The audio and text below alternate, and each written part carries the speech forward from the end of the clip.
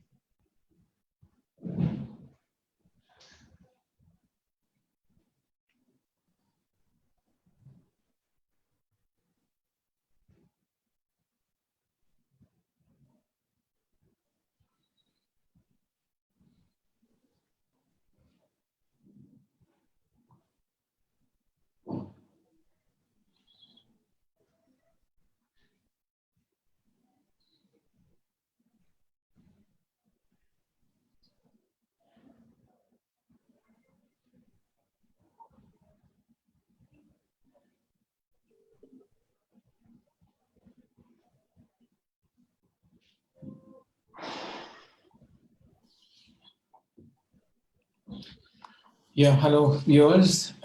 Very much good evening, everyone. And today we are going to do the FaceTime Live, Facebook Live on breast cancer management. And then while Dr. Mansi talks to you, and I'll just put on the slide so that what we're going to talk about. Hello everyone, very warm welcome to all of you. Been a very wonderful, keen audience.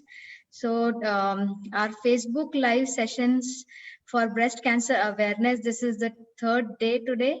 So we have talked about basics and prevention on day 1, Monday. Then yesterday we talked about early detection, breast screening and staging. And today here we will be speaking on how breast cancer is managed. So we have with us respected doctors here, Dr. Rangarao sir, he is our chairman oncology, and Dr. Aditi ma'am, she is radiation oncologist, senior consultant. So this is the program. We are on day 3 today, and today we'll talk about breast cancer management. Then on day 4, we have plans on talking about life besides the cancer treatment.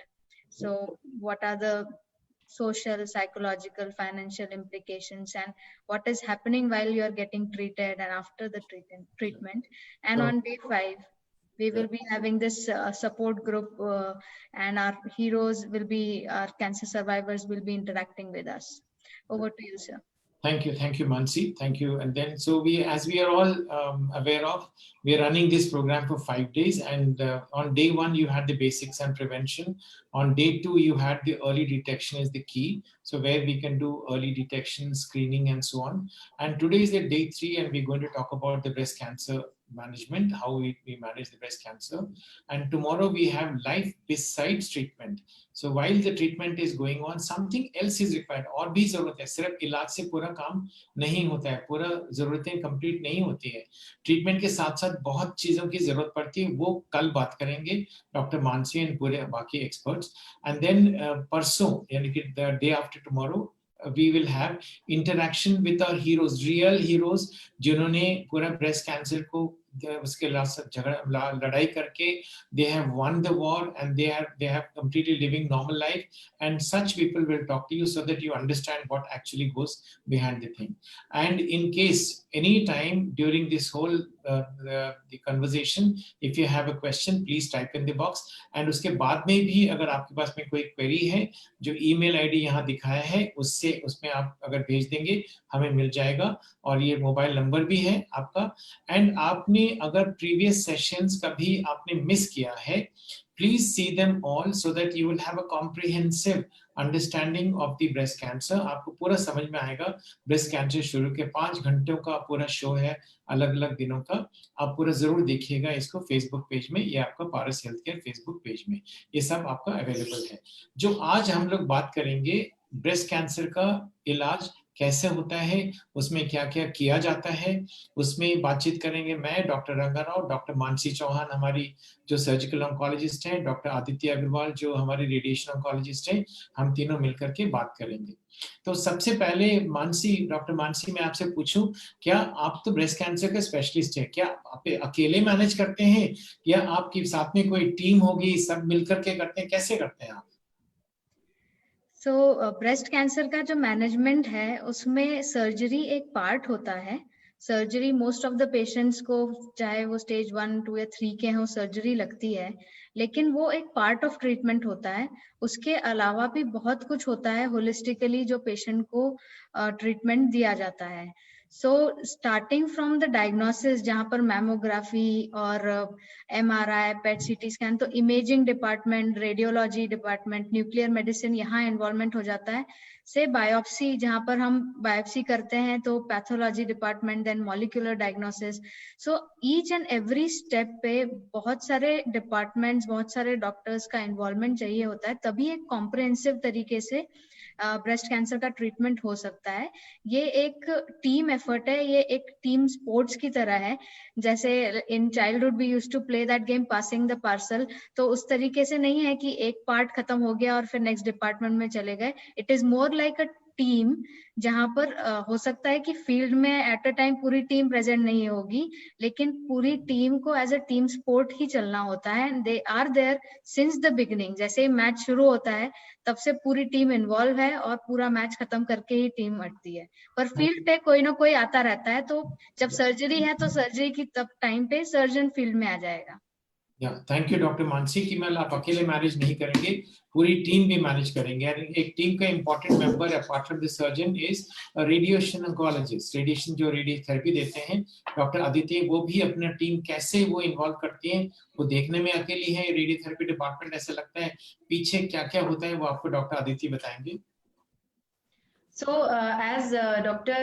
Rao and Dr. Mansi have just said कि ये team है, तो हम सारे लोग एक साथ काम कर रहे हैं। जैसे ही डायग्नोसिस होता है, यू माइट बी थिंकिंग कि इसका ऑपरेशन होना है और ट्रीटमेंट खत्म हो जाएगा, लेकिन ट्रीटमेंट के बहुत सारे पार्ट्स हैं, चाहे वो कीमोथेरेपी है, चाहे वो रेडिएशन है, और ये हम सब साथ में बैठकर एज अ टीम पेशेंट को पूरा उसके फैक्टर्स देखकर डिसाइड करते हैं कि कहाँ किस लेवल पे कौन सा ट्रीटमेंट चाहिए।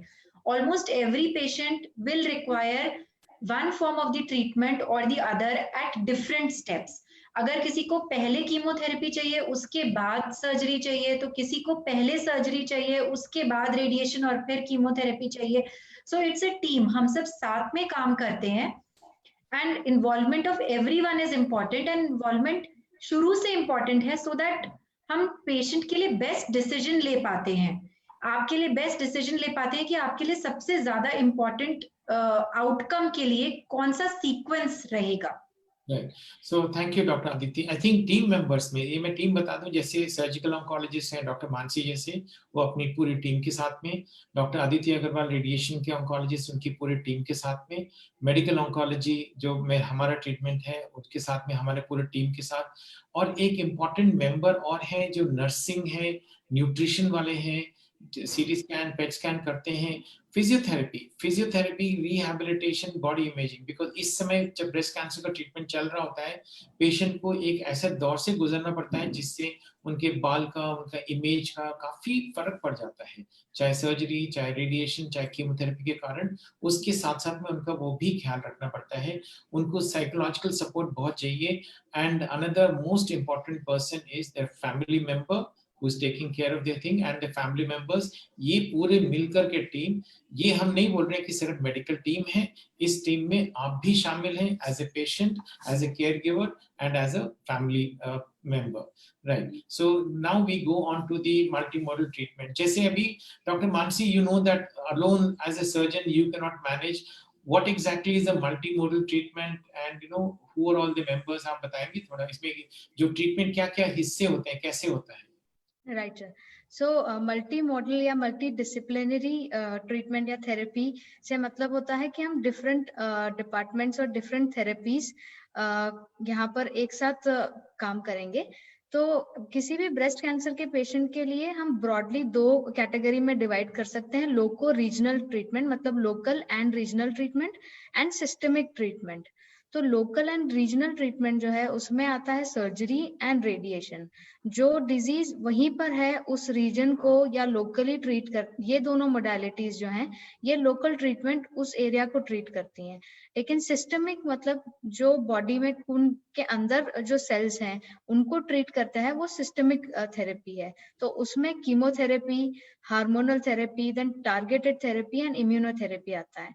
सो हर पेशेंट के लिए इनमें से सब कुछ या इनमें से कोई मोडालिटी काम आ सकती है, ये डिसाइड होता है, डिफरेंट फैक्टर्स होते हैं इसकी वजह से। बट मल्टी मोडालिटी का मतलब यहाँ पर यह है कि कुछ डिजीजेस आपने सुनी होगी जिसका सिर्फ सर्जरी हो जाता है तो ट्रीटमेंट खत्म हो गया, कुछ डिजीज ऐसी होती है कि जिसमें आपने टैबलेट खा लिया और ट्रीटमेंट खत्म हो गया, या इंजेक्शन लगा लिया ट्रीटमेंट खत्म हो गया। तो ये सिंगल मोडालिटीज हो गई, लेकिन कैंसर में ऐसा नहीं होता है। मल्टी मोडालिटी से मतलब होता है कि आपको ये सारी ही ट्रीटमेंट मोडालिटीज लगेंगी इसको ट्रीटमेंट में।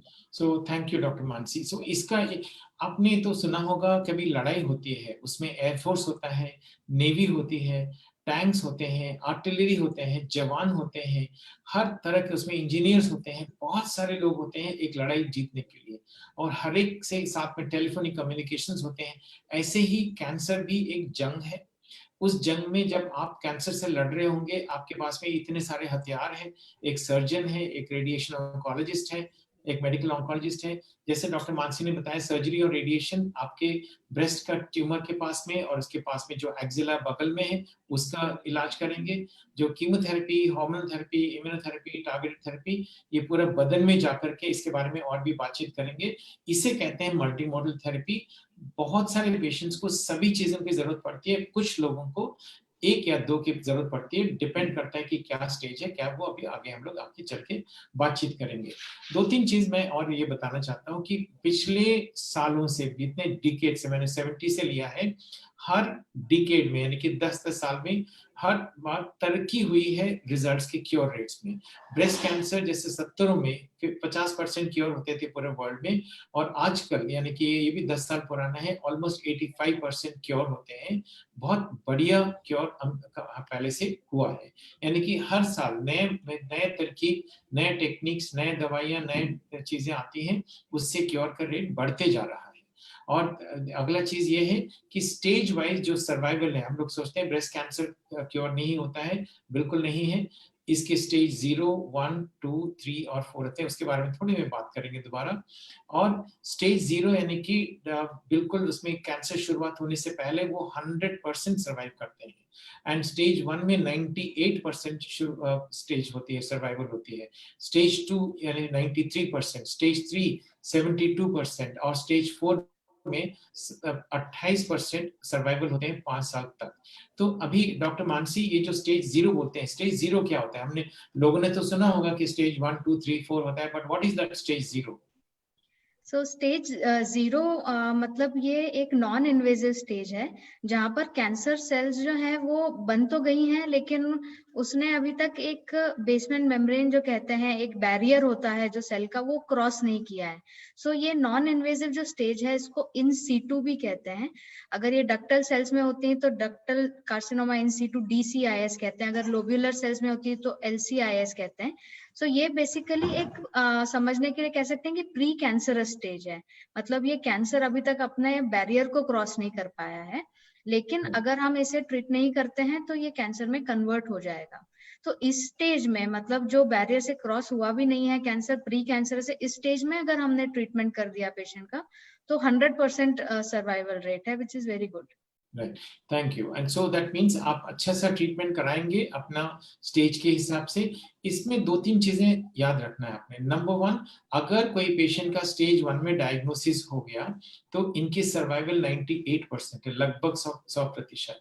वही स्टेज 4 में डायग्नोसिस हो गया तो 28% सर्वाइवल। तो विच मीन्स हमें कोशिश ये करना चाहिए कि स्टेज 1 में डायग्नोसिस हो या ज्यादा से ज्यादा स्टेज 2 में डायग्नोसिस हो, ना कि स्टेज 3 एंड 4 में। आप अगले स्लाइड में देखेंगे कि इंडिया में जो हालत है, आप ये वाला देखेंगे, 7 लोग, 10 में से 7 लोग, ये जो लाल दिख रहा है आपको, इसमें से 7 लोग है ना जो स्टेज 3 एंड 4 में आते हैं। अभी हमने देखा है स्टेज 4 में जो सर्वाइवल बहुत कम होता है, मेरा स्टेज 1 में बहुत अच्छा होता है।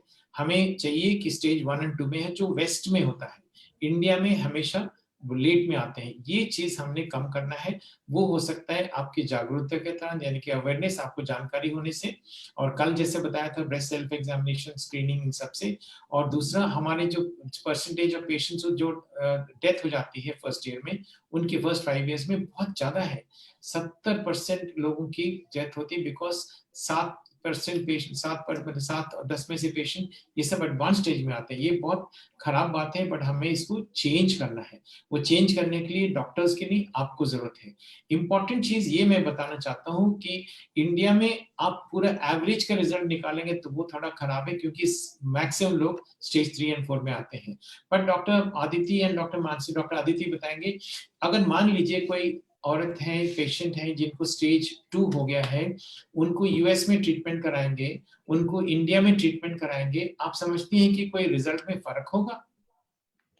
नहीं सर, एक्चुअली एट प्रेजेंट अब इंडिया में we have all the technology, चाहे वो सर्जरी है या वो कीमोथेरेपी है, चाहे वो रेडिएशन ऑन्कोलॉजी है, तीनों ही एट पार हैं। जो वर्ल्ड स्टैंडर्ड है, वो ट्रीटमेंट यूएस में हो, यूरोप में हो या ऑस्ट्रेलिया में हो, इंडिया में भी हम वही ट्रीटमेंट प्रोवाइड कर सकते हैं।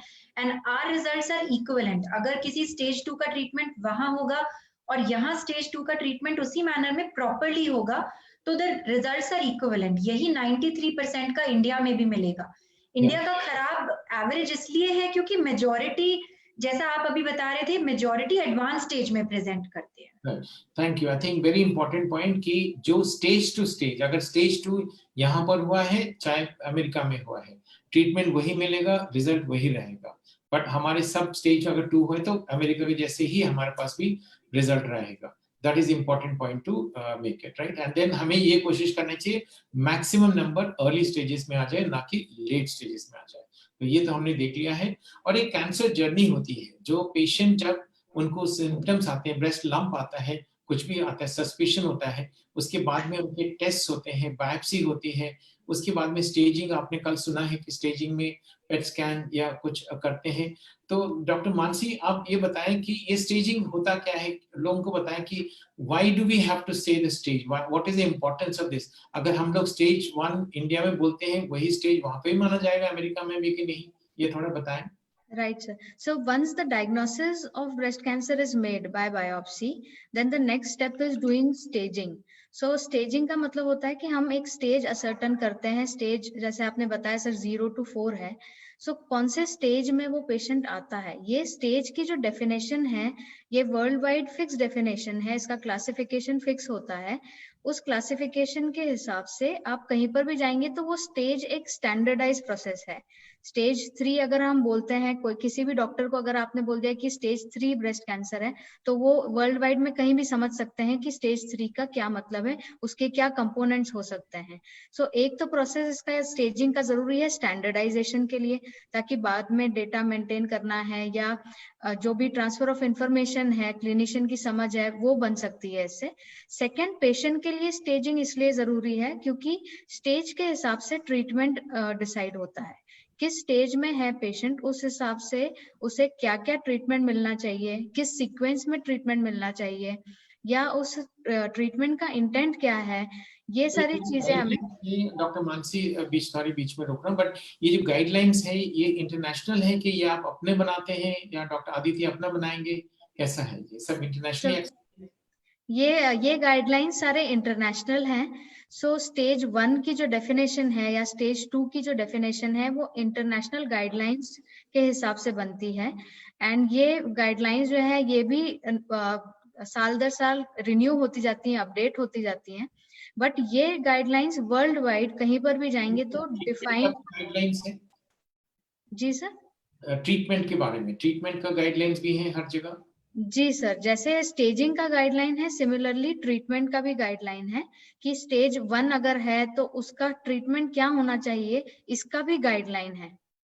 गाइडलाइन है वो पूरा फॉलो करते हैं, US guidelines, American guidelines, I mean बहुत सारी गाइडलाइंस हैं, अलग अलग स्कूल ऑफ थॉट्स की अलग अलग गाइडलाइंस है, बट अल्टीमेटली ब्रॉडली वो एक ही तरीके से चलती है। राइट। सो स्टेजिंग जो करते हैं हम लोग, स्टेजिंग के बारे में ये जानना है कि स्टेज 1 है, 2 है, 3 है, 4 है बॉडी में, यानी कि सिंपल से बताएं ये कहाँ तक फैला हुआ है कैंसर बॉडी में, इसका पता करना है। ये पता करने के लिए कुछ टेस्ट होंगे, उस पेशेंट का देखने के बाद में डिसाइड होता है क्या पेट स्कैन करना है, चाहे सीटी स्कैन करने हैं, अल्ट्रासाउंड करना है, बोन स्कैन करना है कि नहीं करना है, एमआरआई ब्रेन करना है कि नहीं करना है। ये टेस्ट हर एक को अपने अपने सिम्टम्स के हिसाब से, अपने अपने जो ट्यूमर के साइज के हिसाब से स्टेजिंग हो जाती है। हर पेशेंट का स्टेजिंग जरूरी है और उसके बाद में उसकी स्टेजिंग होती है।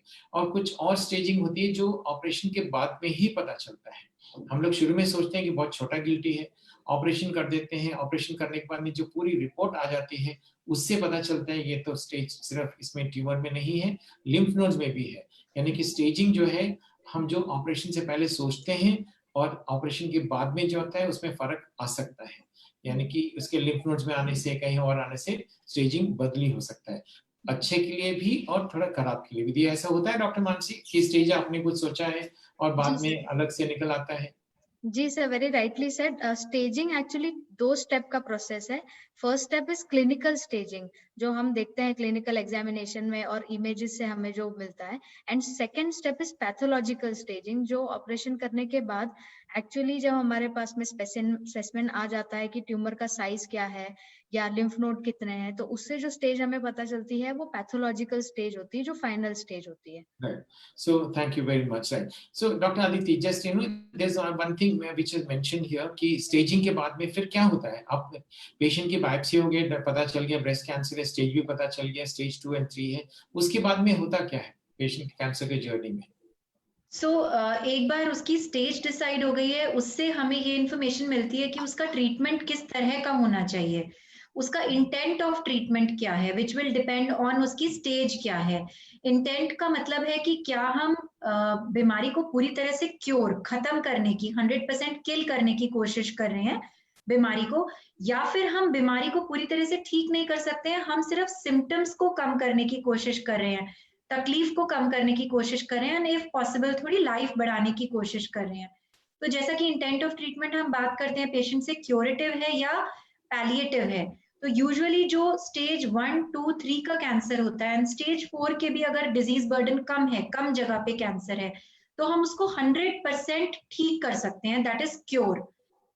वो डिसाइड होता है स्टेज से। और अगर वो स्टेज 4 का डिसेमिनेटेड डिजीज है, यानी कि बहुत जगह फैला हुआ डिजीज है, तो उसका ट्रीटमेंट अलग तरह से होता है, जिसमें हम सिर्फ तकलीफ को कम करने की कोशिश करते हैं या फिर थोड़ा सर्वाइवल बढ़ाने की कोशिश करते हैं। Thank you. सो ये सब चीजें जो स्टेजिंग के बाद में डिसाइड होता है, पेशेंट को कई बार बताया जाता है कि आप बिल्कुल ठीक हो जाएंगे, कई लोगों को ये बताया जाता है कि आपकी सिर्फ सिम्टम्स ठीक करेंगे, दर्द होता है वो दर्द को कम करेंगे, कुछ लोगों को ये बताया जाता है आपका विदाउट ट्रीटमेंट इतनी सर्वाइवल हो सकती है और ट्रीटमेंट के साथ में आपकी सर्वाइवल बढ़ सकती है। और ये सब चीजें कैसे डिसाइड करते हैं हम लोग, एक करते हैं जो मल्टी डिसिप्लिनरी मीटिंग, थोड़ा में बताएंगे। तो सब लोग ऑल स्पेशलिस्ट कंसर्न पूरी की पूरी टीम बैठ करके डिसाइड करते हैं, टीमों बोर्ड करते हैं, उसके बाद में उनका ट्रीटमेंट शुरू होता है। और एक बार ट्रीटमेंट शुरू होता है उसके बाद में 3 चीजें देखते हैं कि इनका प्रोग्रेस कैसा है, बीमारी, कैंसर की बीमारी किस तरह से बढ़ रहा है, कम हो रहा है, ज्यादा हो रहा है, स्थगित है या ठीक वापस तो नहीं आ रहा है, बढ़ तो नहीं गया है। और साथ ही साथ जो ट्रीटमेंट हम लोग दे रहे हैं उनके साइड इफेक्ट्स कैसे हैं, पेशेंट की हालत कैसी है, टॉलरेट कर रहे हैं, उनको फायदा भी हो रहा है कि नहीं, ऐसे तो नहीं है कि ट्रीटमेंट दे दिया और बहुत हालत उनकी खराब हो गई, आगे का ट्रीटमेंट नहीं हो सकता है। ये सब चीजें हम लोग ट्रीटमेंट के टाइम में देखते हैं और देख करके जो भी एडजस्टमेंट्स चाहिए, अगर मान लीजिए कोई पेशेंट को बहुत तकलीफ हो रही है तो उसका डोज एडजस्टमेंट करेंगे, जो भी करना है करके फिर आगे बढ़ेंगे, आगे का ट्रीटमेंट करेंगे। ट्रीटमेंट करने के बाद में उनका फॉलोअप होता है, ट्रीटमेंट खत्म होने के बाद में ये नहीं सोचना है पेशेंट को कि मैं तो अभी मेरा ट्रीटमेंट हो गया, अब तो मैं साल भर के लिए नहीं आऊंगा, ऐसे नहीं। फॉलोअप के लिए बुलाएंगे डॉक्टर साहब आपको, अपने कैंसर स्पेशलिस्ट, 3 महीने में, 4 महीने में, 6 महीने में, जो भी आपका स्टेज के हिसाब से, या किसी को महीने में बुला सकते हैं, रेडिएशन के बाद में 1 महीने में बुलाएंगे आपको। तो जो भी फॉलोअप का डेट होंगे पक्का वो कीजिएगा और फॉलोअप के बाद में टेस्ट करते रहे, पता चलता है कि वो उनका क्योर हो गया है या कभी किसी को अनफॉर्चुनेटली रिलैप्स होता है तो हम लोग आगे बढ़ेंगे। सो ये कुछ क्वेश्चंस भी साथ साथ में आ रहे हैं, इसके साथ में वो भी हम लोग वो करेंगे। Does biopsy help to treat the cancer? So I think Dr. Mansi, maybe you can take it quickly, short answer, so that we can. Does the biopsy help in cancer decision? Yes, definitely it helps. So basically biopsy हम करते हैं for confirmation of diagnosis. So जब तक हमें confirm नहीं होगा कि diagnosis है breast cancer का या नहीं है, हम आगे further treatment start भी नहीं कर सकते हैं। साथ ही बायोप्सी हमें ये भी इंफॉर्मेशन देता है कि किस टाइप का कैंसर है। तो 2 चीजें बताएगा बायोप्सी हमें, कैंसर है या नहीं, एंड दूसरा कि किस टाइप का कैंसर है, ताकि हम उनका ट्रीटमेंट प्लान कर सकें। So it is very essential and has to be done. कल आई थिंक डॉक्टर कटूरिया ने बताया था कि इसमें टेस्ट करते हैं IHC, उसके बगैर आज के दिन 2020 में क्या, बल्कि 10 साल पहले से भी, 12 साल पहले से भी, विदाउट बायोप्सी कोई ट्रीटमेंट ब्रेस्ट कैंसर का नहीं होता है। FNAC से बिल्कुल नहीं करना है, बिकॉज वो हमको बिल्कुल मिसलीड कर सकता है।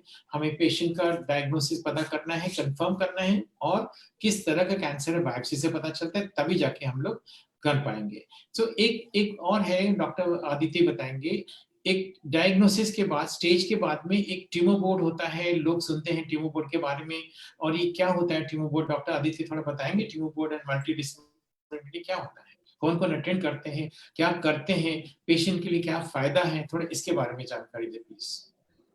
Yes, sir. So, tumor board actually is a very important part of the entire treatment. आपका डायग्नोसिस बन गया है, ब्रेस्ट कैंसर है, ये डिक्लेयर हो गया है, स्टेजिंग हो गई है, लेकिन एग्जैक्टली ट्रीटमेंट क्या होना चाहिए, सीक्वेंस ऑफ ट्रीटमेंट क्या होना चाहिए, कौन सा ट्रीटमेंट आपके लिए बेस्ट सूटेबल है, वो डिसाइड होता है ट्यूमर बोर्ड में। ट्यूमर बोर्ड में सभी स्पेशलिटीज जिनकी हमने शुरू में बात करी थी, एक सर्जन होता है, मेडिकल ऑन्कोलॉजिस्ट होते हैं, रेडिएशन ऑन्कोलॉजिस्ट होते हैं, पैथोलॉजिस्ट होते हैं, रेडियोलॉजिस्ट होते हैं, इफ रिक्वायर्ड फिजियोथेरेपिस्ट, और बाकी जो भी स्पेशलिटीज का ट्रीटमेंट में इंपॉर्टेंट रोल है, वो सभी एक साथ बैठकर पूरे केस को स्टडी कर डिसाइड करते हैं कि क्या ट्रीटमेंट उस पेशेंट के लिए उनकी प्रेजेंटेशन के हिसाब से बेस्ट होगा।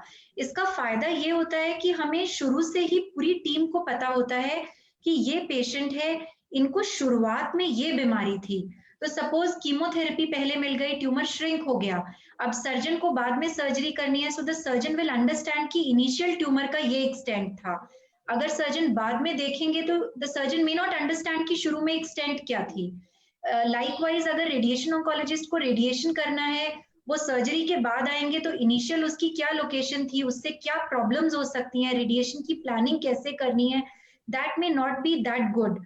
सो इट इज वेरी इंपॉर्टेंट कि शुरुआत में सारे टीम मेंबर्स एक साथ इन्वॉल्व होकर डिसाइड करें कि क्या ट्रीटमेंट बेस्ट होगा, and that way we can personalize the treatment, we can provide the best treatment for the patient. Right. So एक तो जान ले कि whenever जिस पेशेंट को भी जब भी ट्रीटमेंट मिलता है, कोई जल्दबाजी नहीं करें। डॉक्टर मानसी, अगर आपके पास कोई पेशेंट आते हैं, उनको बोलते हैं कल के कल ही ऑपरेशन करो या थोड़े दिन रुको, आप पहले समझो उसके बाद में क्या क्या ऑप्शन है, आपका क्या अप्रोच है? सर एक्चुअली पेशेंट्स को थोड़ा अप्रिहेंशन होता है कि कैंसर डायग्नोसिस बन गया है, तो अब वो 1 दिन में 2 दिन में वो कहीं फैल ना जाए, तो जितना जल्दी हो सके हम इसको ऑपरेशन करके निकाल देते हैं। सो ये अप्रोच एक्चुअली सही नहीं है, क्योंकि ये जो कैंसर अब डायग्नोस हुआ है, पता चला है, तो it has been in their body for months, काफी महीनों से उनके बॉडी में रहा होगा। सो 5 दिन में 10 दिन में इसको हरीडली डिसीजन करने से कोई फायदा नहीं होता है। इनफैक्ट पेशेंट को टाइम लेके इसके बारे में फुल्ली अवेयर होके, जैसा आपने स्लाइड में बताया sir, ask for it. So basically tumour board सारे डॉक्टर्स की ओपिनियन करके, सेकंड ओपिनियन की जरूरत पड़ती है तो सेकंड ओपिनियन भी करके, और उसके बाद एक प्रॉपर इन्फॉर्म्ड डिसीजन लेना चाहिए। So when we talk about informed decision, मतलब मुझे सारा इन्फॉर्मेशन पता है इस डिसीजन के रिगार्डिंग और फिर मैं वो डिसीजन ले रहा हूँ। ये इसलिए भी जरूरी है क्योंकि कैंसर ट्रीटमेंट में जो फर्स्ट शॉट होता है वो हमेशा बेस्ट शॉट होता है। तो जो फर्स्ट, मतलब इस तरीके से समझ लीजिए कि आपकी लास्ट बॉल है और आपको इसमें 6 ही लगाना है, तो बेस्ट शॉट आपका फर्स्ट शॉट है, तो उस समय हरीडली कोई डिसीजन नहीं लेना चाहिए। 10 दिन में ट्यूमर का स्प्रेड ऐसा नहीं हो जाएगा कि प्रॉब्लमेटिक हो जाएगा। इसमें पूरे डिस्कशन से ये निकला है, नंबर 1, हर एक पेशेंट को अपने पूरे स्पेशलिस्ट टीम को जानना चाहिए और उनको जानना चाहिए आपके बारे में, बहुत जरूरी। डॉक्टर आदित्य ने भी बताया कि अगर उनको रेडिएशन देना है, ये नहीं कि ऑपरेशन के बाद में देंगे, तो करेंगे रेडिएशन, पर अगर पहले से ही उन्होंने देख लिया है, पहले से ही मेडिकल ने भी देख लिया, सर्जिकल सब ने देख लिया है और उसके बाद में अच्छी तरह से स्टडी किया है, उनका ट्रीटमेंट बहुत अच्छी तरह से हो पाएगा, उनको ऑपरेशन से पहले ही देखना है। कभी कभी बोलते हैं जब रेडियोथेरेपी का टाइम आएगा तब मिलेंगे, नहीं, क्यों doctor Aditya, you agree with that? Yes sir, absolutely, because मैं कई बार ऐसा होता है कि सर्जरी करके पेशेंट आता है, breast conservation, doctor Mansi will explain in her slides, तो हमें उस जगह को ज्यादा डोज देनी होती है जहां पे ट्यूमर था। अभी अगर सर्जरी हो गई है तो हमको नहीं समझता सिर्फ स्कैन देखकर कि वो कहाँ पे था। अगर हम पेशेंट से पहले मिलते हैं, उसको पेपर पे नोट डाउन कर सकते हैं, मैपिंग कर सकते हैं कि कहाँ पे वो बूस्ट देना है। राइट, ठीक है, थैंक यू। सो 3-4 चीजें बहुत इंपॉर्टेंट हैं। नंबर 1, आपका जब भी कैंसर का डायग्नोसिस होता है, पूरा फैक्ट्स के साथ, पूरे रिपोर्ट्स के साथ में एक आपका टीमो बोर्ड होना चाहिए। आपका एक राइट है, और सब जो भी आपको डॉक्टर साहब ट्रीट कर रहे हैं उनसे पूछिए, डॉक्टर साहब हमारे बारे में टीमो बोर्ड में डिस्कस हुआ है, सब लोगों ने देखा है, सब लोगों ने, मैं उनसे मिलूं, और दूसरा हमारे लिए क्या क्या ऑप्शंस बताए हैं। और आपका ये भी हक बनता है, आप सबसे एक साथ में या अलग अलग सीरीज में कंसल्ट कर सकते हो, ताकि आपको तसल्ली हो जाए जो आपको ट्रीटमेंट मिल रहा है बिल्कुल सही सीक्वेंस में। कभी ये नहीं बोलना चाहिए, कभी कभी ये भी होता है, आप दोनों भी बताएंगे हाँ या ना, कि कभी पेशेंट आते हैं उसके बाद में फिर डॉक्टर साहब बोलते हैं अरे आपने ऑपरेशन किसने कर दिया है, ये तो नहीं करना चाहिए था, पहले कीमोथेरेपी लगना चाहिए था। पेशेंट तो परेशान हो जाते हैं ना कि ये तो मेरे को किसी ने बताया नहीं कि कीमोथेरेपी का भी ऑप्शन था। तो ऐसे ही करके आपको, आप गाड़ी खरीदने से पहले 10 गाड़ियां देखते हैं, कोई चीज खरीदने से पहले आप 10 चीजें देखते हैं। ऐसे ही आपको ये भी देखना है कि आपका ट्रीटमेंट के क्या ऑप्शन है, क्या ऑपरेशन ही करना चाहिए था, या रेडिएशन लगाना चाहिए था, या कीमोथेरेपी लगाना चाहिए था, कि आपके पास में कौन से ऑप्शन है, कौन सा सही, ये देखना है। और ये जानने के लिए आपको टीमो बोर्ड की जरूरत है। और आप जरूरत, मैं तो ये कहूंगा, और मेरे ख्याल से ये भी सहमत होंगे कि हमारे यहाँ भी ये भी एक हमारा उसूल है कि हर पेशेंट हर स्पेशलिस्ट से ट्रीटमेंट शुरू होने से पहले मिले, ताकि उनको तसल्ली हो जाए, सैंक्शन में अच्छी तरह से हो जाए। अगर मैं मेडिकल ऑन्कोलॉजिस्ट मैं बोलूं आपको ऑपरेशन की कोई जरूरत नहीं है, आपको रेडिएशन की कोई जरूरत नहीं, सिर्फ मैं अकेला ट्रीटमेंट करूंगा, और वही चीज आप डॉक्टर मानसी के पास जाएंगे, बोलते नहीं तो इनका ऑपरेशन होना चाहिए था, तो कंफ्यूज हो जाएंगे। तो हम सब मिलकर के एक बार डिसीजन लेंगे, एक तरह से लेंगे, तो कॉन्फिडेंस आता है और वो सच निकलता है। तो यानी कि तीनों स्पेशलिस्ट एंड बाकी स्पेशलिस्ट से भी डिस्कस करके ये अच्छा होना चाहिए। और आप सबसे, ये ट्यूमर बोर्ड के बारे में है। Thank you, and then we will go to the next point. And ये जो ट्रीटमेंट डिसाइड होता है, मतलब कई बार हमारे पास में क्लिनिक में आते हैं पेशेंट, वो आके डॉक्टर साहब, हमारे पड़ोस में भी एक और को हुआ था, उनको तो 10 साल के लिए टैबलेट दिया था, और दूसरे हमारे चाची जी को तो उन्होंने सीधा ही ऑपरेशन कर दिया था। ऐसे बोलते हैं आप हमारा ही ऑपरेशन कर दीजिए क्योंकि हमारा चाची जी का ऑपरेशन किया है। तो आप डॉक्टर मानसी कैसे, व्हाट आर दोस फैक्टर्स, क्या क्या चीजें हैं जिसके ऊपर आप ट्रीटमेंट अलग अलग लोगों को अलग अलग चीजें बताती हैं? Right, sir.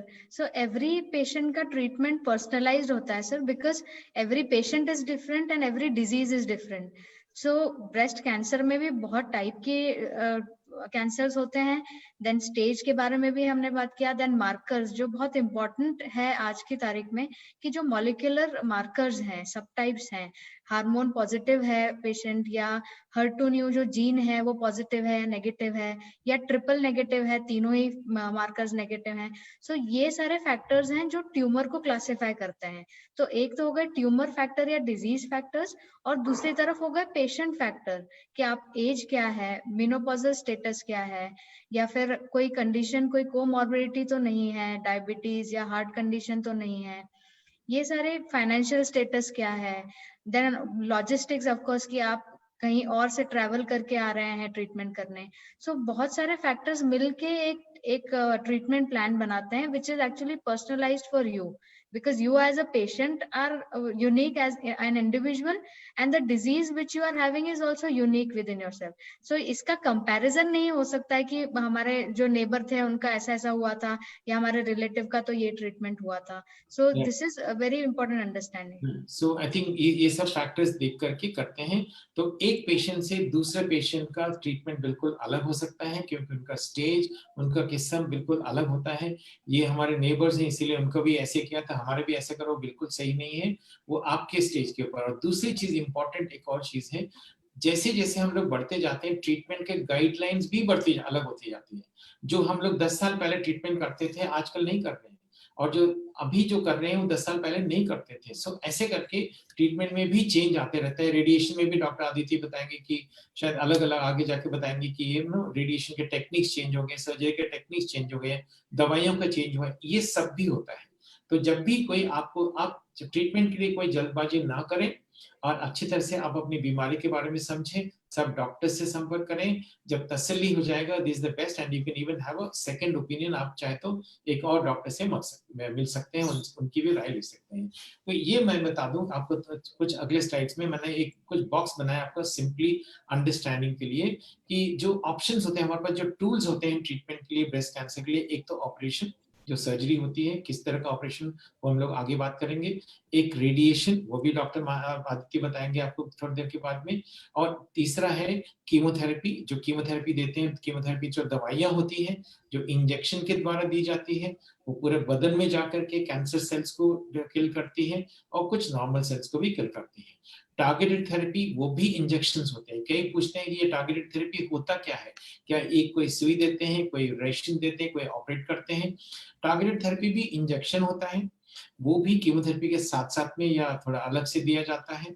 देखने में आपको कोई फर्क नहीं लगेगा, बट ये जो टारगेटेड थेरेपी अंदर जाके जो काम करता है, वो एक टारगेट चुनता है कैंसर सेल में, उस टारगेट को ही डिस्ट्रॉय करता है, ताकि एक तरह से आप समझ लीजिए कि गाइडेड मिसाइल के जैसा है।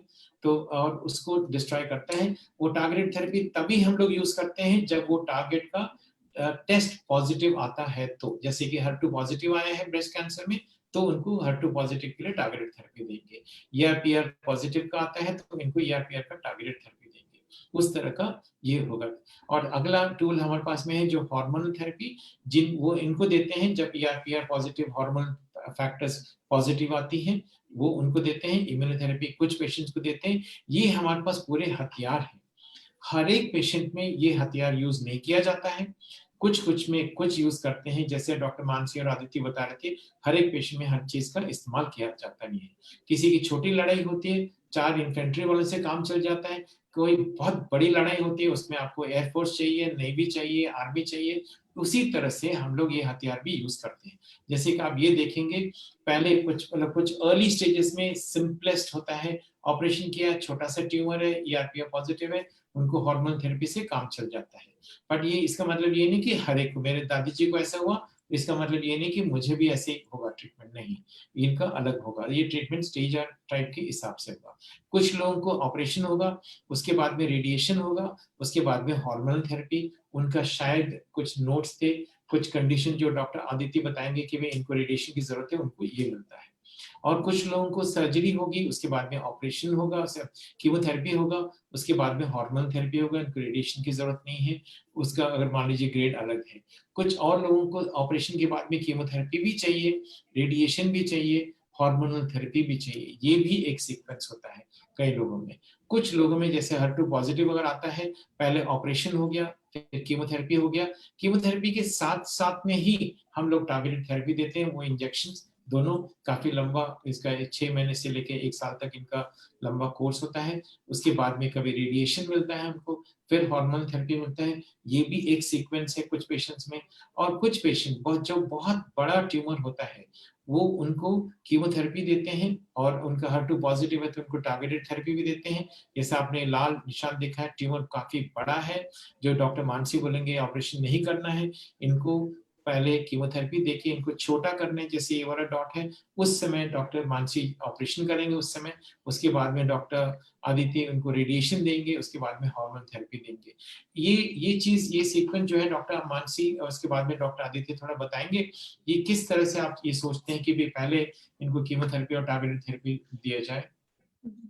तो सर, नियो एडजुवेंट कीमोथेरेपी मतलब ऑपरेशन के पहले जो कीमोथेरेपी का प्लान होता है, तो इसमें बेसिकली जो लार्जर ट्यूमर्स है, एडवांस डिजीज है या लोकली एडवांस डिजीज है, या फिर कुछ मॉलिक्यूलर सबटाइप ऐसे हैं जैसे ट्रिपल नेगेटिव डिजीज है, तो इसमें एक्चुअली ये 2 तरीके से बेनिफिशियल है।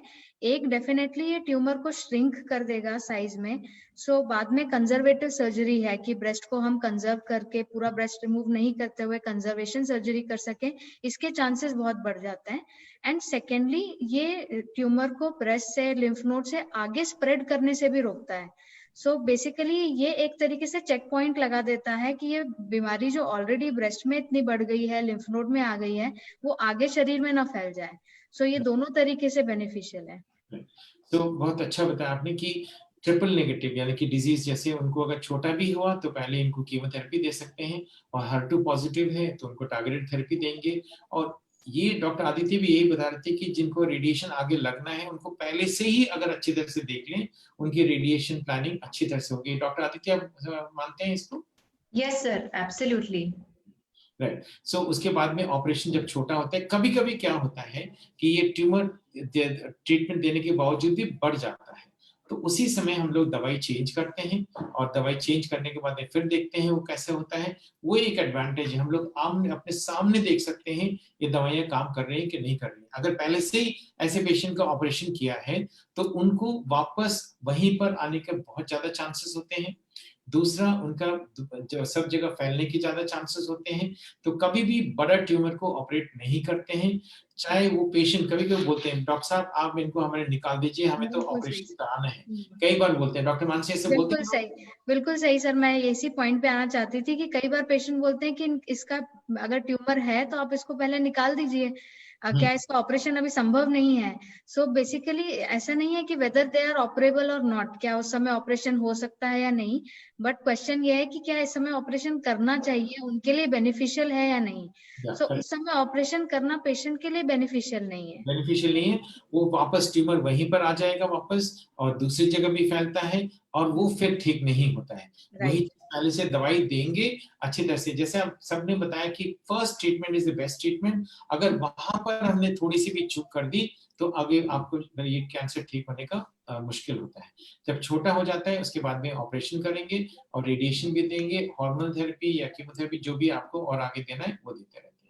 और कई बार आते हैं लेडीज बहुत सारे ट्यूमर के साथ में, फैला हुआ कैंसर है जहां पर वो हड्डियों में, लिवर में, लंग्स में कई जगह फैला हुआ होता है। उनको अगर ट्रिपल नेगेटिव है या कोई और तरह का हार्मोन पॉजिटिव नहीं है, उनको कीमोथेरेपी या टारगेटेड थेरेपी या हार्मोनल थेरेपी कोई भी ट्रीटमेंट जो भी देंगे वो उस टाइप के हिसाब से। इस समय भी बायोप्सी चाहिए। बायोप्सी से ये पता चलता है कि किस प्रकार का है। बायोप्सी करने से मैं सिंपल तरीके से बता दूं, ये ट्यूमर का एक तरह का हॉरोस्कोप है। कौन सा ग्रह कहाँ बैठा है उससे एक पता चल जाता है।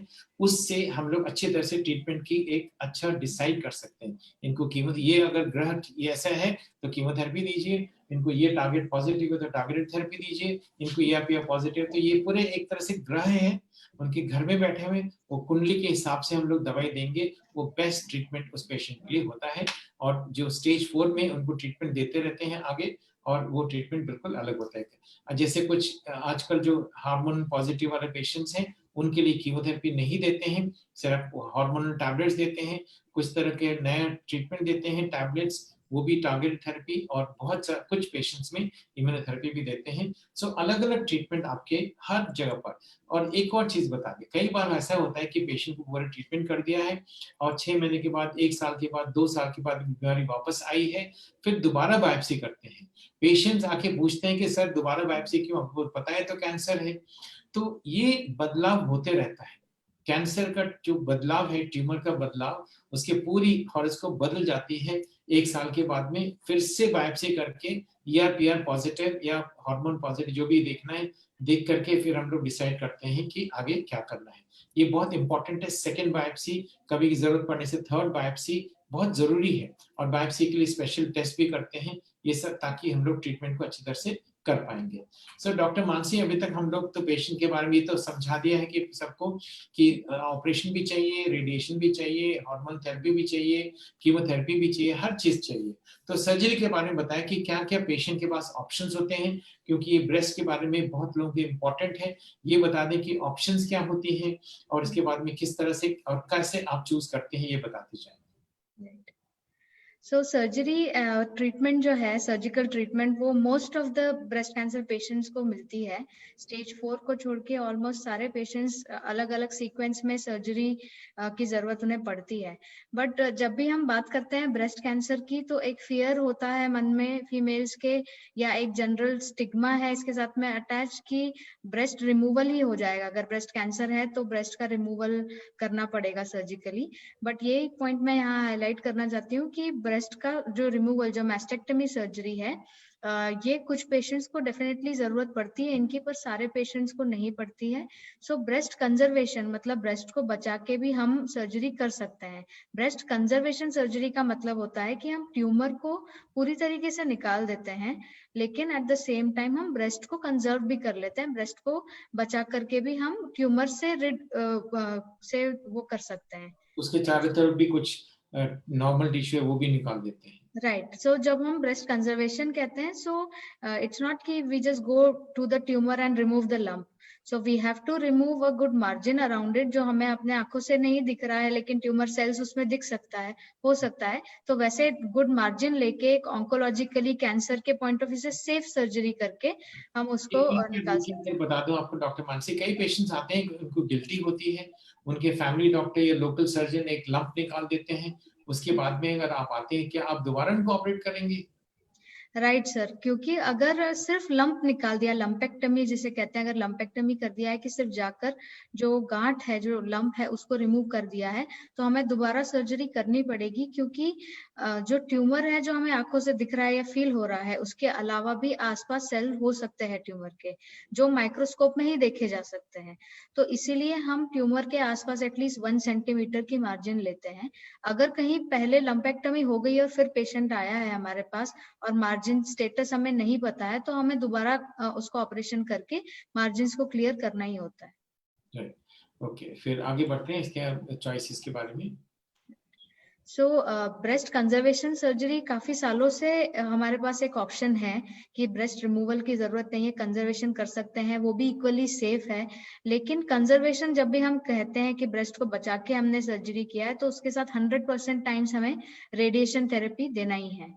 तो जब हम मैस्टेक्टमी मतलब पूरा ब्रेस्ट रिमूवल कर देते हैं, तो हो सकता है रेडिएशन की जरूरत ना पड़े, लेकिन अगर कंजर्वेशन किया है, ब्रेस्ट हमने बचाया है, तो 100% टाइम्स रेडिएशन हमें देना ही होगा, जिसके बारे में डॉक्टर अदिति और आगे बात करेंगी। तो ब्रेस्ट कंजर्वेशन जो इतने सालों से हमारे पास में था अवेलेबल, उसमें अब हमने breast oncoplasty which is a novel evolving technique. इसमें हम क्या करते हैं, breast oncoplasty is 2 words. Onco मतलब ऑन्कोलॉजिकली कैंसर के पॉइंट ऑफ व्यू से हम ट्यूमर अच्छे से रिमूव करेंगे। प्लास्टी जो है वो प्लास्टिक सर्जरी का कंपोनेंट है, कि जब हमने ट्यूमर रिमूव कर दिया है ब्रेस्ट से, तो हम उससे वापस से रीमॉडल कर सकें, रीशेप कर सकें, ताकि वो एस्थेटिकली ठीक रहे, कॉस्मेटिकली वो ब्रेस्ट ठीक रहे। सो सिर्फ ऐसा नहीं है कि ट्यूमर रिमूव कर दिया है और बहुत ही डिफॉर्म्ड सा ब्रेस्ट है, which is as good as mastectomy. So breast oncoplasty जो है वो हमें कॉस्मेटिकली हेल्प करती है ब्रेस्ट रीमॉडलिंग में। साथ ही हमें ऑन्कोप्लास्टिक टेक्निक अगर हम यूज करते हैं, तो कैंसर रिमूवल का स्कोप भी बहुत बढ़ जाता है। हम ज्यादा मार्जिन से निकाल सकते हैं, ज्यादा बड़े ट्यूमर्स को भी हम ब्रेस्ट को कंजर्व कर सकते हैं। So this is actually breast oncoplasty, जिसमें वेरी टेक्निक्स होती हैं, वॉल्यूम डिस्प्लेसमेंट की, वॉल्यूम रिप्लेसमेंट की, अलग अलग ट्यूमर की लोकेशन के हिसाब से, ब्रेस्ट साइज के हिसाब से, ट्यूमर साइज के हिसाब से, there are so many options which are available and so many techniques which can be used depending upon various factors कि आपके लिए कौन सी टेक्निक सुटेबल है। सिमिलरली ब्रेस्ट कैंसर का ट्रीटमेंट आर्मपिट के जो लिम्फ नोड्स हैं, एक्सिलरी लिम्फ नोड्स, उसकी स्टेजिंग के बिना इनकम्प्लीट है। तो जब भी हम ब्रेस्ट कैंसर का ट्रीटमेंट के बारे में बात करते हैं, so it is always treating the breast as well as the axilla, जो कि होता है आर्मपिट में lymph nodes. So axillary staging which is a important process of the treatment. पहले हम बहुत सालों पहले एक्सिलरी डिसेक्शन मतलब आर्मपिट में जितने भी लिम्फ नोड्स हैं वो सारे रिमूव कर देते थे, क्योंकि ब्रेस्ट का कोई भी जो ट्यूमर है वो फर्स्ट उसका जो स्टेशन होता है, वो जो ट्रैवल करता है बॉडी में, वो फर्स्ट स्टेशन उसका होता है आर्मपिट का लिम्फ नोड। तो उसे भी हमें चेक करना, उसे रिमूव करना भी बहुत जरूरी होता है। So initial approach was to remove all the lymph nodes जो आर्मपिट में प्रेजेंट है, जिसको एक्सिलरी डिसेक्शन कहते थे।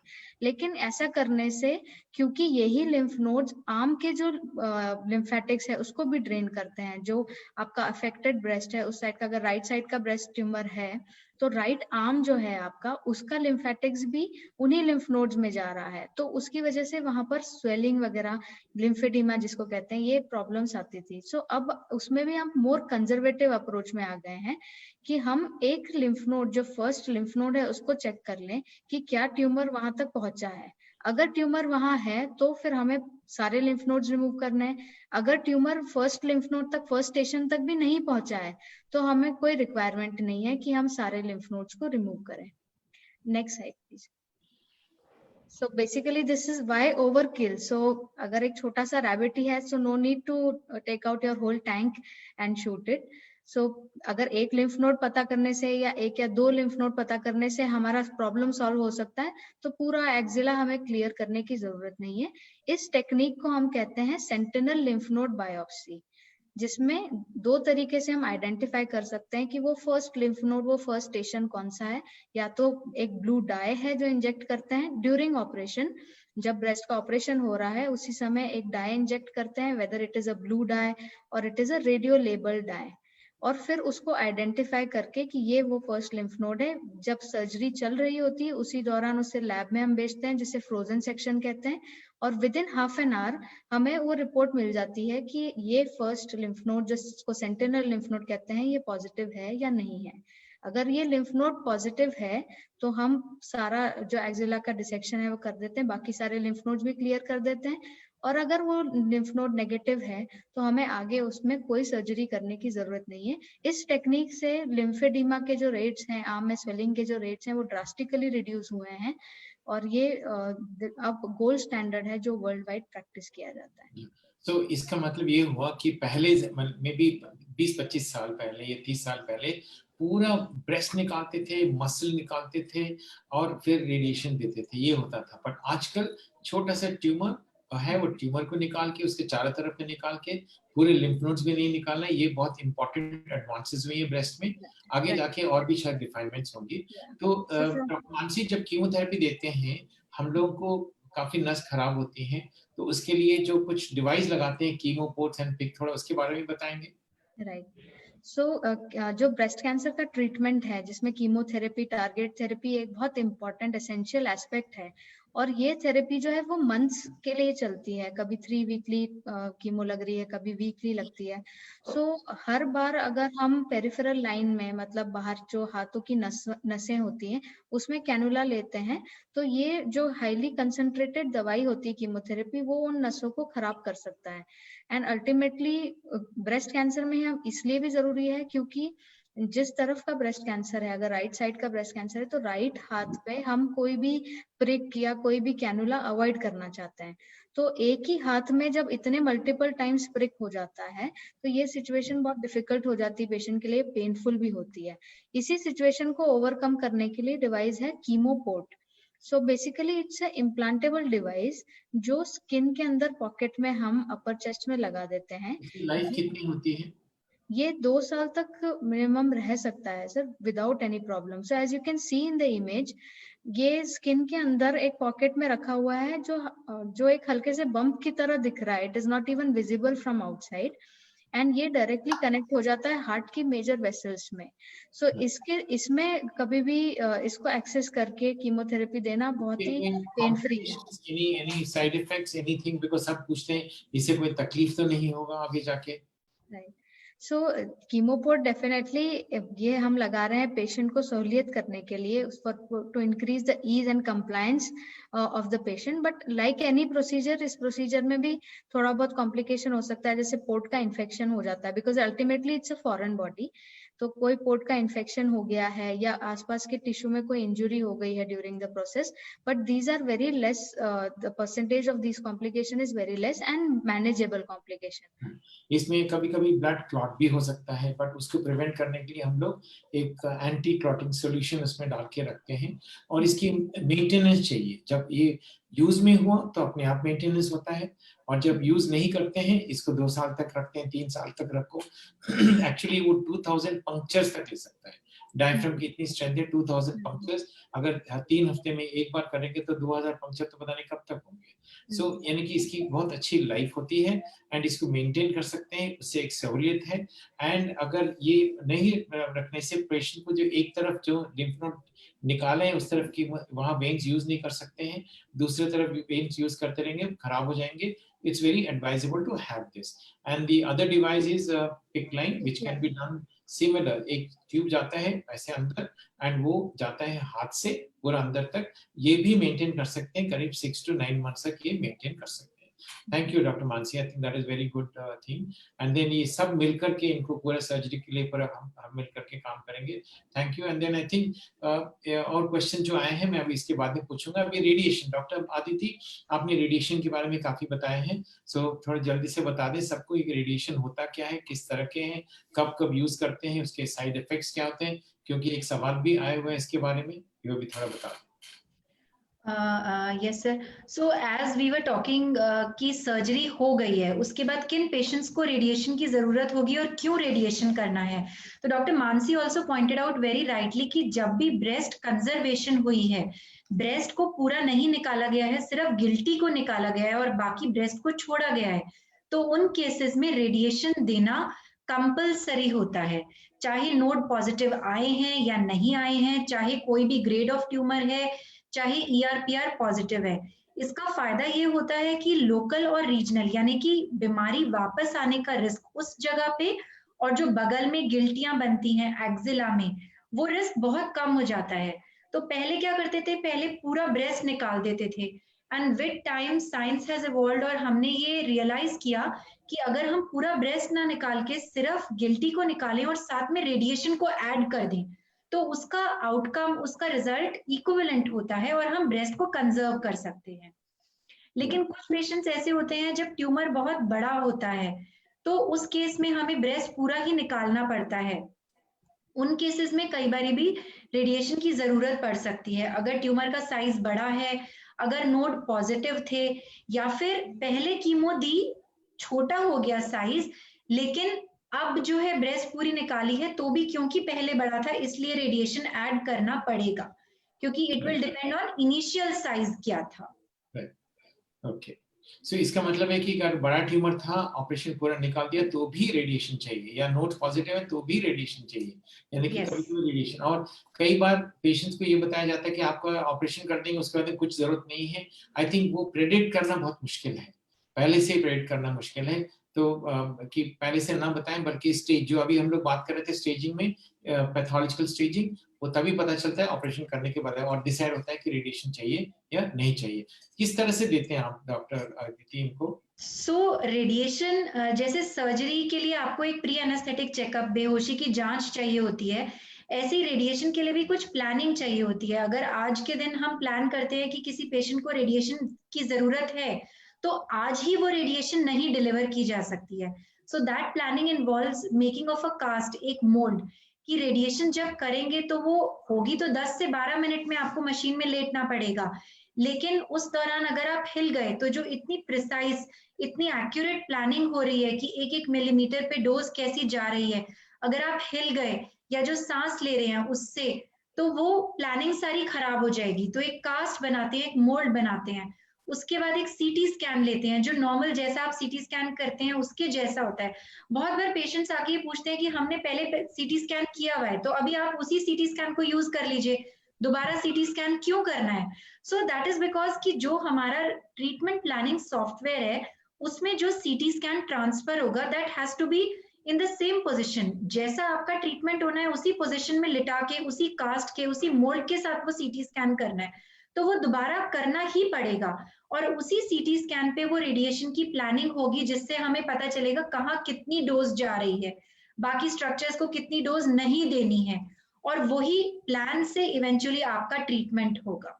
राइट, एंड उसके बाद में ये आपका this is so this is the way we do radiation planning, कि मतलब आपको इस तरह एक काउच होता है, एक फ्लैट टेबल होती है जिस पे लिटाते हैं, कुछ डिवाइसेस होती हैं जैसे ये ब्लू कुशन दिख रहा है जिससे कि आप हिले ना, आप कंफर्टेबल रहें रेडिएशन के दौरान। और जो व्हाइट कलर का आपको प्लास्टिक का शीट उसके ऊपर दिख रहा है, this is a flexible sheet, इसको गर्म पानी में डालते हैं, ये बिल्कुल मेलिएबल हो जाता है, आपकी शेप ले सकता है, और जैसे ये कूल डाउन होता है ये आपकी शेप ले लेता है। तो उसका फायदा ये होता है कि डेली सेम पोजीशन में आपको ट्रीट कर पाते हैं और आप हिलते नहीं है रेडिएशन के दौरान। दिस इज वेरी कंफर्टेबल, इसके दौरान कोई पेन नहीं होता है, आपको कोई ठंडा गर्म नहीं लगता है। And this is the machine जिसपे हम ट्रीटमेंट करते हैं। तो कहीं से भी रेडिएशन को, जैसे कि हिंदी में बहुत लोग सिकाई बोलते हैं, तो ऐसा नहीं होता कि आपको कुछ गर्म लगता है या कुछ जल जाते हैं। मशीन पे इस तरह आप लेटते हैं और ऊपर जो ये हेड आप देख रहे हो गैंट्री, ये आपके चारों तरफ घूमती है एंड डिफरेंट एंगल्स से रेडिएशन की बीम आती है। किसी भी लेवल पे आपको वो दिखती नहीं है, या प्रेशर या पेन या ठंडा गर्म आपको फील नहीं होता है। जैसा सीटी स्कैन होता है, आप लेटते हैं सीटी स्कैन हो जाता है, उसी तरह आप रेडिएशन की मशीन पे भी लेटते हो, रेडिएशन हो जाता है और आपको पता नहीं चलता है। जो भी पेशेंट का सीटी स्कैन होता है पूरा डेटा इसमें फीड करते हैं हम, तो हर एक पेशेंट के हिसाब से आप इसको प्रोग्रामिंग करते हैं। यस, सो इसीलिए वो मोल्ड बनाया था, इसीलिए वो सीटी स्कैन लिया था, उसी सीटी स्कैन पे प्लानिंग हुई थी। तो एक पेशेंट का प्लान दूसरे पेशेंट के प्लान के जैसा नहीं हो सकता, क्योंकि हर पेशेंट की एनाटॉमी डिफरेंट है। So that has to be personalised, उसी पेशेंट का वो प्लान होगा जो जाएगा। तो कुछ टेक्निक्स होते हैं अलग अलग, पेशेंट्स को कभी कभार कंफ्यूज है, हमको किस तरह का लगाएं, ये भी थोड़ा बताएं please. So there are various terminology, patient काफी कंफ्यूज हो जाते हैं कि किसी ने बोला 3D CRT करेंगे, IMRT करेंगे। तो इनका फायदा ये होता है कि as technique has evolve, technology has evolve, हम उन साइड इफेक्ट्स को कम कर पाए हैं। सपोज हम रेडिएशन देते हैं ब्रेस्ट को, तो उसके आसपास जो नॉर्मल स्ट्रक्चर्स हैं, दोनों लंग्स हैं दोनों साइड पे, लेफ्ट साइड पे हार्ट है, तो वो जो नॉर्मल स्ट्रक्चर्स हैं, या फूड पाइप है पीछे, पीछे स्पाइनल कॉर्ड है, अगर हम 3D CRT करते हैं तो उनको भी कुछ अमाउंट ऑफ डोज जाता है। IMRT, इंटेंसिटी मॉड्यूलेटेड रेडियोथेरेपी, इस टेक्निक से हम उन नॉर्मल ऑर्गन्स को डोज कम कर पाते हैं। सपोज X डोज ब्रेस्ट को देनी है, तो उन स्ट्रक्चर्स को हम 20%, 15% डोज तक कम कर पाते हैं। इमेज गाइडेड रेडियोथेरेपी इज कि हम रेडिएशन के दौरान फिर एक इमेजिंग लेते हैं एंड वी सुपर इम्पोज उसको पुराने रेडिएशन प्लानिंग के स्कैन के ऊपर सुपर इम्पोज करके देखते हैं कि वो एग्जैक्टली सेम आ रहा है या नहीं, और उसको हम 1 मिलीमीटर की एक्यूरेसी तक करेक्ट कर पाते हैं। Then there is one more technique called DIBH, Deep Inspiratory Breath Hold. This is important जब ट्यूमर लेफ्ट साइड पे होता है, क्योंकि हार्ट यहाँ पास में है, तो हार्ट को भी कुछ डोज जाती है अगर हम DIBH ना यूज करें। So DIBH में we tell the patient to take a deep breath and hold that breath. उससे क्या होता है, लंग्स इन्फ्लेट होती हैं और लंग्स के इन्फ्लेशन की वजह से हार्ट थोड़ा दूर हो जाता है। हार्ट के दूर होने से the dose to the heart can be reduced. So this has an advantage on left sided tumours, जहां लेफ्ट साइड ब्रेस्ट ट्यूमर को ट्रीट करना है। इसको क्या देना है, कैसे आप डिसाइड करते हैं? So there is a plan that is made, जैसा कि नेक्स्ट इमेज में हम देख पाएंगे कि लेफ्ट साइड वाली जो इमेज है उसमें आप देख पा रहे हैं कि ब्रेस्ट को ट्रीट कर रहे हैं और नीचे जो ब्लैक हिस्सा दिख रहा है वो लंग है, और दोनों ब्लैक के बीच में जो ग्रे पार्ट है वो हार्ट है। तो जब हम ब्रेस्ट को ट्रीट करते हैं, so some part of the lung will receive that dose. 3D CRT में उसको कंट्रोल करने की लिबर्टी नहीं होती है। IMRT में हमारे पास टूल्स होते हैं, मल्टीलीफ कोलिमेटर्स टेक्नोलॉजी होती है, हम हार्ट की डोज और लंग की डोज को जितना एक्सेप्टेबल लिमिट है उसके विद इन ला सकते हैं।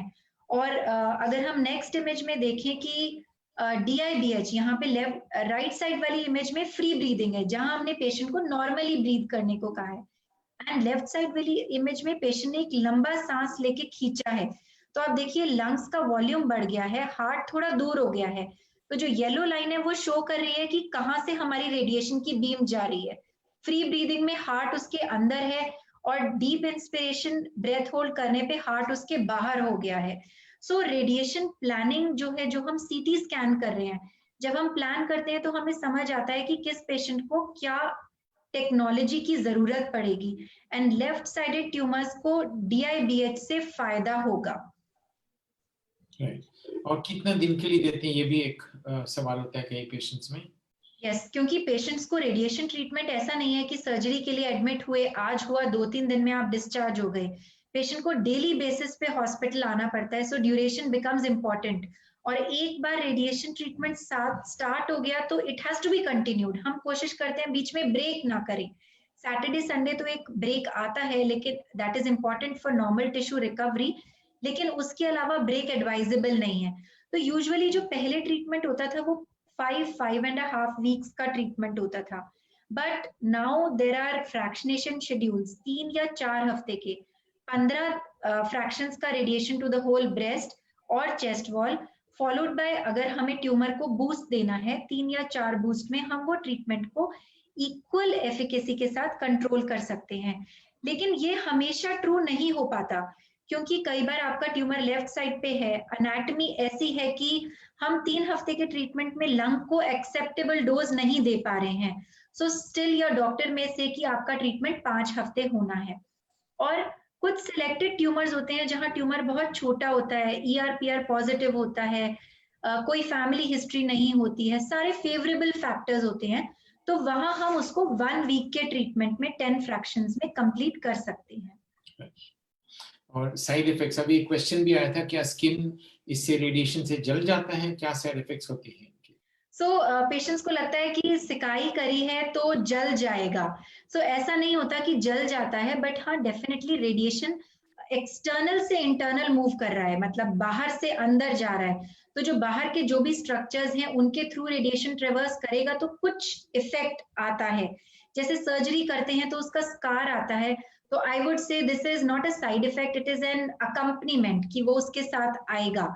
लेकिन हमारे पास टेक्नोलॉजी है उसको कम करने की, and it will happen only in the area जहां हम रेडिएशन दे रहे हैं। अगर ब्रेस्ट के हिस्से में रेडिएशन दे रहे हैं तो उसका सर में, मुंह में, हाथ में, पैर में कोई इफेक्ट नहीं आएगा। लोकल स्किन थोड़ी ब्लैक हो सकती है। अगर आप नेक नोड्स को ट्रीटमेंट दे रहे हैं, रेडिएशन दे रहे हैं, तो फूड पाइप में स्वेलिंग की वजह से swallowing में ट्रांजिएंटली, टेम्परेरीली दिक्कत हो सकती है। Lungs and heart are another organ, लेकिन हमारे पास टेक्नोलॉजी है उसकी डोज को कम करने की। तो अक्यूट यानी कि रेडिएशन के दौरान यूजुअली उन स्ट्रक्चर्स को कोई फर्क नहीं पड़ता है, एंड लेट इफेक्ट्स को भी हम कम कर पाते हैं टेक्नोलॉजी से उस डोज को कम कर कर। ये सब साइड इफेक्ट्स बाद में ठीक हो जाएंगे, बिल्कुल पेशेंट नॉर्मल हो जाएंगे। सो स्किन एब्सोल्युटली ठीक हो जाएगा, जो swallowing प्रॉब्लम है एब्सोल्युटली ठीक हो जाएगी। एंड लंग एंड हार्ट, अगर हमने डोजेस को प्रॉपर्ली प्लान किया है, radiation has been done properly, तो वो साइड इफेक्ट्स नहीं आते हैं। एंड इसके बाद में अभी आपने सुना है डॉक्टर मानसी से सर्जरी के बारे में और डॉक्टर आदित्य से रेडिएशन के बारे में, और जो सिस्टमिक थेरेपी बोलते हैं, सिस्टमिक एक वर्ड है जो ये कहता है कि जब हम लोग कोई भी दवाई देते हैं वो पूरा सिस्टम में चले जाता है, सर्कुलेशन के थ्रू सिस्टम में जाता है, इसीलिए हम लोग उसको सिस्टमिक बोलते हैं। और इस सिस्टमिक की जरूरत क्या है? ब्रेस्ट कैंसर ये माना जाता है कि एक सिस्टमिक डिजीज है।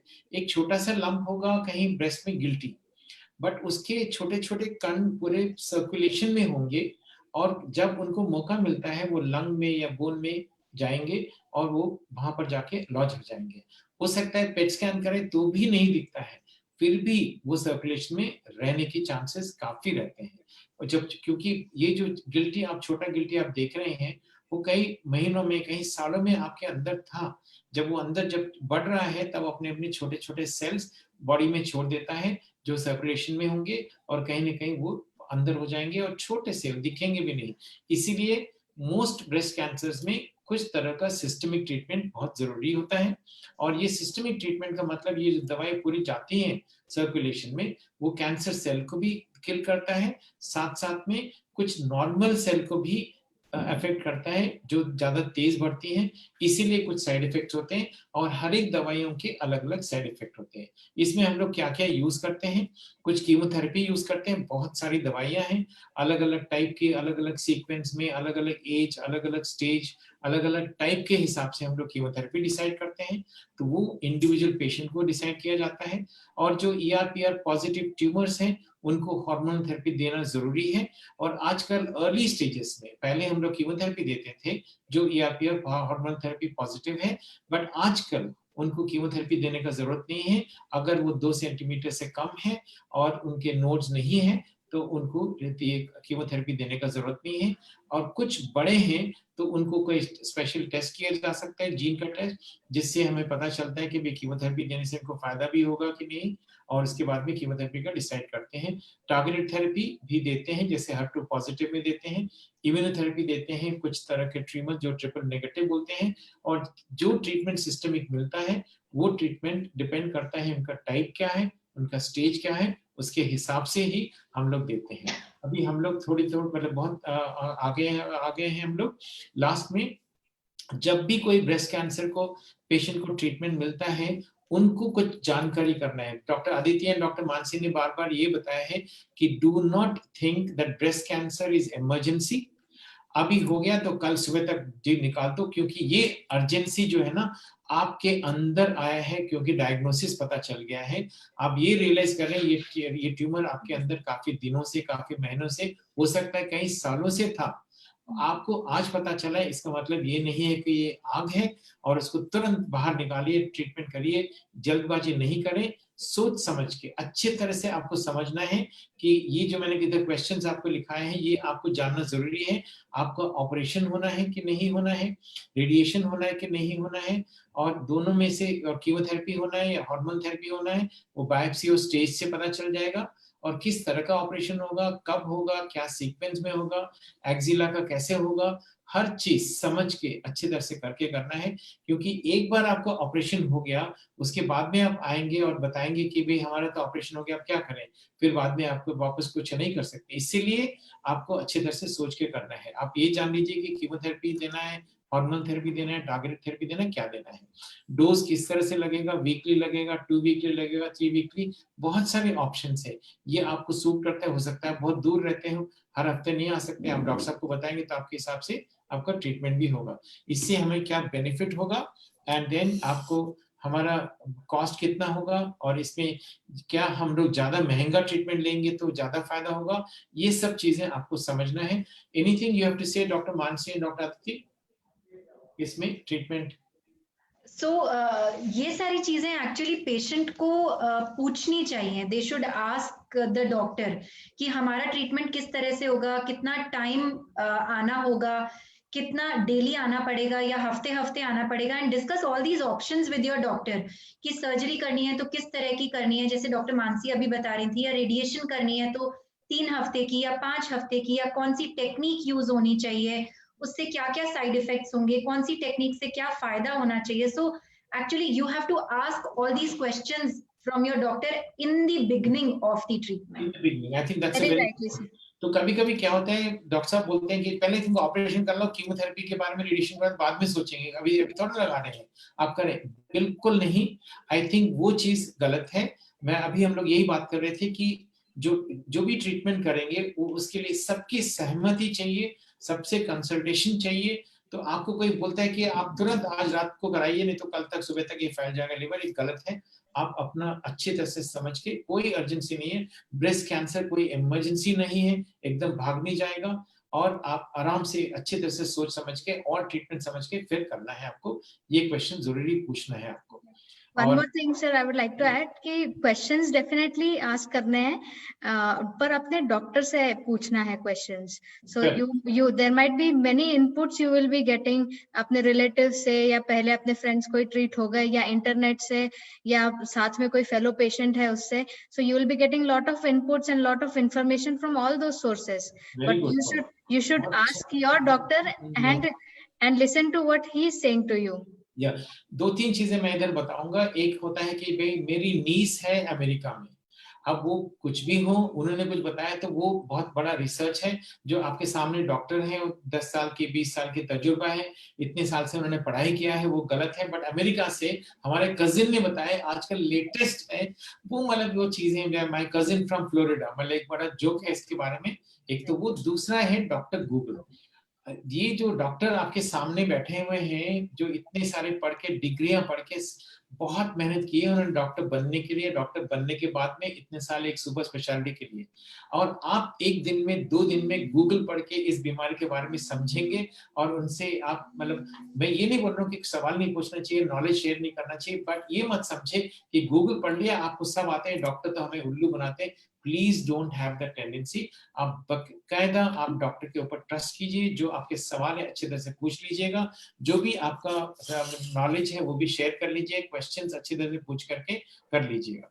बट ये मत समझिए कि आप 2 दिन के अंदर गूगल कर लेंगे। आप सो ये डॉक्टर गूगल से थोड़ा दूर रहें, क्योंकि आपने क्या पढ़ा है, गूगल में पढ़ के कोई डॉक्टर नहीं बनता है, और गूगल में पढ़ के कोई गाड़ी ठीक नहीं करता है। आपकी गाड़ी खराब हो गई तो क्या गूगल में पढ़ के आप पंक्चर ठीक कर सकते हैं, या आप इंजन ठीक कर सकते हैं? नहीं कर सकते हैं आप। Same way it is this, right? And then so these are the important points, and then one question is there from the audience, Dr. Mansi, for you, कि सर्जरी में क्या पेन होता है, क्या सर्जरी के बाद पेन होता है, what is that some question. और दूसरा, कभी कभी सर्जरी के बाद भी कोई ट्यूमर नहीं निकलता है तो क्या फर्दर, मैं समझता हूँ कि इनकी लंपेक्टमी हो गई होगी, उसके बाद में इनका दोबारा ऑपरेशन किया तो उसमें ट्यूमर नहीं निकला, तो क्या उनको ट्रीटमेंट दोबारा चेक जल्दी से, बिकॉज टाइम भी खत्म हो रहा है, क्विकली बताएंगे तो फिर। सो यूजुअली ब्रेस्ट की जो सर्जरीज होती हैं वो पेनफुल नहीं होती है।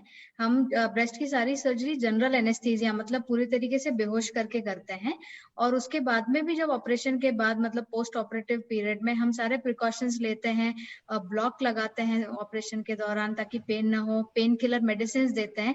तो और most of our patients same day of the surgery शाम तक वो अपनी डेली एक्टिविटीज रिज्यूम कर लेते हैं, like walking around in the room, going to the washroom, washroom, eating. So ये सब शाम तक, अगर सुबह सर्जरी है तो same day by the evening they are able to do all these activities. So it's not a painful surgery at all. And दूसरा, आजकल तो कोविड का टाइम है, एंड कोविड के टाइम में क्या ये सब ट्रीटमेंट हम तो बात कर रहे हैं, और कोई पेशेंट बोलेंगे डॉक्टर साहब ये कोविड खत्म करने के बाद में हम आएंगे, आपका क्या जवाब होगा doctor Aditi? So actually we are again and again saying कि कैंसर के ऑप्शंस डिस्कस करने चाहिए, टाइम लेना चाहिए, but that does not mean कि हम वेट करते रहें, क्योंकि वो बीमारी आज पता चल गई है. इफ यू कीप वेटिंग कि कोविड जाएगा उसके बाद ट्रीटमेंट करेंगे, तो अभी कोविड तो नहीं जाने वाला है. So if we keep waiting for COVID to go, I think cancer की बीमारी बढ़ जाएगी, and it may be possible कि उसकी स्टेज बढ़ जाए. Yes. वो जो आज क्योर पॉसिबल है, कल क्योर पॉसिबल ना हो, उसका क्योर रेट कम हो जाए. अगर स्टेज 3 है, वो स्टेज 4 बन सकता है कि क्योर पॉसिबल ही नहीं होगा, आपके डॉक्टर कह दे कि अब हम इसको ठीक नहीं कर सकते हैं. And moreover, we have treated patients in COVID times. We have patients who are taking chemotherapy, who have got operated, उन्होंने सर्जरी कराई है, उन्होंने रेडिएशन कराया है, एंड सारा ट्रीटमेंट कंप्लीट करके अब वो ठीक हैं, और ये सब कोविड टाइम में भी हुआ है. बहुत अच्छे पॉइंट बताया. और दूसरा, बहुत सारे ऑर्गेनाइजेशंस है, बहुत सारे सोसाइटीज है वर्ल्ड में, वो ये बताते हैं कि आप कोई भी कैंसर का ट्रीटमेंट आप ना रोकें. कोविड के टाइम में कोविड को अपना प्रिकॉशंस लेते रहें, और कोविड में सर्जरी हो, चाहे रेडिएशन हो, चाहे कीमोथेरेपी, कुछ भी हो.